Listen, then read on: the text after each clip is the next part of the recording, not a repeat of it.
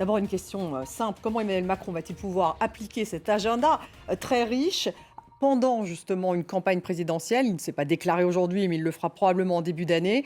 Tout ça va effectivement se télescoper. Comment va-t-il faire concrètement? Ça va devenir secondaire, cette présidence de l'Union européenne.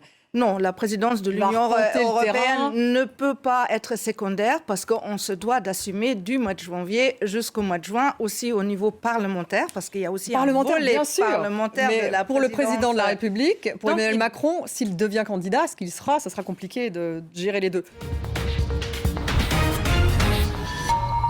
Frontex a-t-elle les moyens véritablement d'être une puissance policière, disons de police des frontières? On a vu que les Polonais, justement, au moment de cette question migratoire avec la Biélorussie, refusaient de faire appel à Frontex. Ça veut dire qu'on a besoin aussi de renforcer les moyens de Frontex et de clarifier beaucoup plus les compétences entre Frontex et les États membres. Effectivement, là, il y a un gros sujet avec la Pologne, c'est clair. Ils ne peuvent pas se plaindre d'un côté qu'on ne les assiste pas et d'un autre côté refuser Frontex.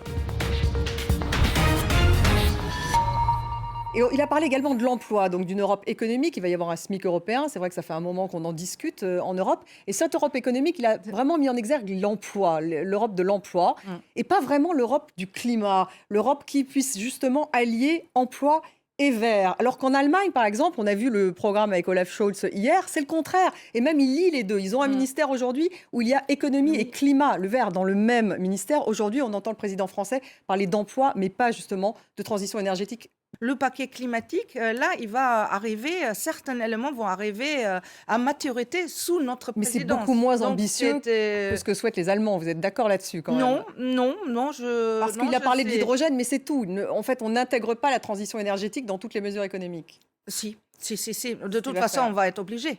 On ne va pas pouvoir faire autrement si on veut tenir l'objectif de neutralité carbone en 2050 et la réduction de 55% par rapport à 95 en 2030.